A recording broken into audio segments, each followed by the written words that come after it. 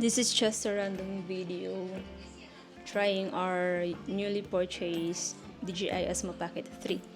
So the story behind this is just I've been waiting for this item for like months. Then kanina mga lunchtime during my break sa office, tumawag ako sa DJI here in Cebu if they have new stocks for Osmo Pocket 3 Creator Combo.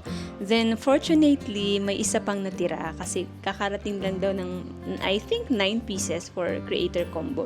Last day, then kanina may isa pa. So, sinabi ko kaagad kay Sir Dorbs, yung nag-assist sa atin is that I will get it. But within the day. So after office kasi nga may duty pa ako. Then yun, I thought ibibenta nila sa iba like spot cash na nandun na sa area kasi I maybe mga 30 minutes drive away from SMC side. So fortunately reserve talaga nila for me. Then I guess it's fate. Kasi supposedly I will buy this sa Hong Kong na sana during our tour next week. Then I'm so happy that I finally have this Osmo Pocket 3. I've been wanting. So, yung ginagamit ko ngayon mag-video is yung Osmo Pocket 3. Then, ito yung mic niya. Yan. Yung mic niya. Yan. Siya. Ito yung clinic clip sa may color natin. Then, may magnet to. Like, kung halimbawa, ayaw mong ano dito, lagay mo lang sa likod tapos magmamagnet siya. But, for safety purposes, mas maigi na ilalagay mo talaga siya dito. So, this is just a raw video trying the mic and the DJI Osmo Pocket 3 itself. So, what else is this? In this mic pala, as per Sir Darbs, for example, you just want to record an audio, pwede kang mag-record dito. Like, naka-off yung Osmo Pocket 3 mo, then ito lang yung gagamitin mo. For example, parang spy, parang ganun. Like, as long as naka-on siya, tapos pinindot mo ito, yan. Yan, yung orange na yan, automatic magre-record ni siya. Then, if ita-transfer mo na siya to your phone or any device you have, i-connect mo lang siya sa laptop. I'm not sure sa phone kung gagana. Like, dito lang, Type-C here. Then, i-connect mo sa laptop. Then, makikita mo na yung save audio dun.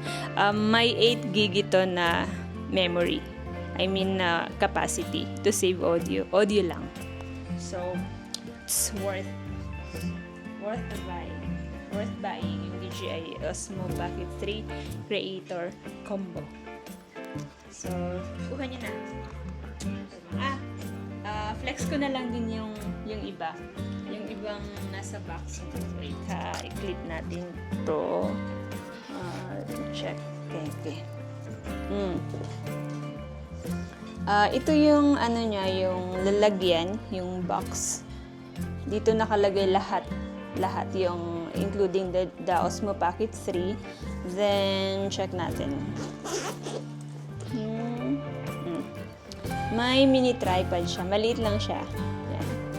Maliit lang siya. Mini tripod. Here. May mini tripod siya. Then ito is parang ano lang siya. External handle. Kasi kung isi-search nyo sa internet, diba, parang maiksi yung hawakan ni Osmo Pocket 3. Unlike nung Osmo Pocket 1, kasi nung Pocket 1 meron ako. Then until now, ginagamit ko pa rin siya, but binigay ko na sa kapatid ko. Then here, dyan, pwede mong ilagay itong mini tripod na to para mas tumaas siya. Then pag magsi-self video ka, ilalagay mo sa isang corner, ito yung gagamitin mo. Then what else do we have here? Ito pala. Ito yung sinasabi ko kanina na magnet.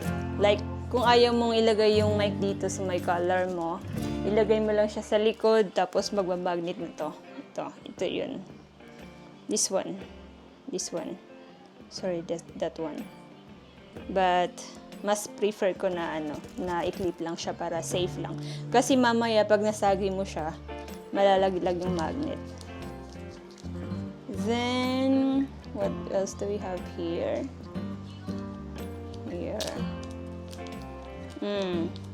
This is the wide angle lens. Try natin. I'm not sure paano ikabit to, but let's try. Yan. Tingnan nyo yung difference. Lagay ko Oh, baliktad. Wait lang.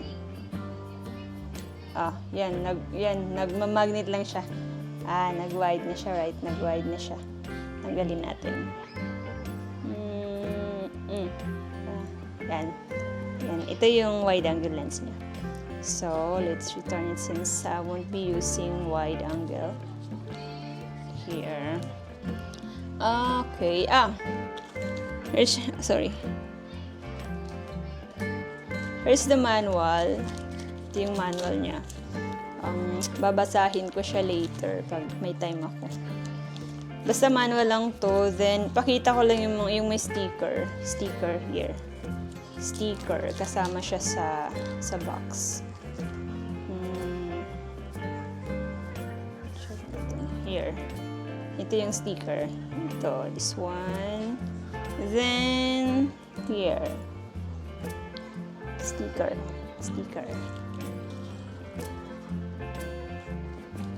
Yung sticker niya. Meron pa pala. Last na. Hindi pa. Second to the last. Yung handle niya, kung hindi mo gagamitin yung box, yung bag, ito na lang. Hard case ni Osmo Pocket 3. Then, may lanyard siya, kasalukuyang nakalagay. Nilagay ko siya sa Osmo Pocket 3. Then, ito importante ito. Kasi wala tayong extra battery. Battery handle. Hindi siya parang extra battery, pero nagbibigay siya ng, sabihin natin mga 50% charge, mga ganun. Pero sobrang liit lang niya. Pero si Osmo Pocket 3 naman is pwede mo siyang magamit while naka-charge sa power bank. Yun yung sabi ni Sir Darbs. So, I'm so happy na nabili ko siya sa store talaga. Kasi, yung iniisip ko kasi, if sa Hong Kong ako bibili, yung warranty. Then, parang hindi naman masyadong nagkakalayo yung SRP price niya here in the Philippines. So, grab ko na lang. Tapos, nakikita ko siya online, madami rin. Pero, mas prefer ko pa rin sa DJI. Tapos, ano pa ba? Ayun, for me, 2024, worth it pa rin siya. Then, lalo na yung creator combo yung yung bibilhin mo. Kasi yung mga accessories niya mahal eh. So, kung standard, siguro mag-creator combo ka na lang. Okay din naman yung standard, pero I prefer creator combo. Yun yung palaging hinahanap ng mga tao. Ubusan talaga here. Yung iba is nagpapasabay sa Hong Kong, Japan, ganun. Pero, yun nga. Mas okay pa rin dito mo na lang siya bilhin sa Philippines para yung warranty mas mabilis. So, yun lang po sa raw video na to, trying our Osmo Pocket 3. Hindi ako vlogger, but gusto ko lang na nagvi-video. Kasi for me, memorable kasi yung video eh. Kasi mga alive yung mga nakikita mo. Like live. It's live video. I like photos, but I'm more into video. So, siguro sa trip namin sa Hong Kong, magagamit ko na to. So, thank you DJI SM Seaside Cebu, especially kay Sir Darbs sa pag-assist sa amin.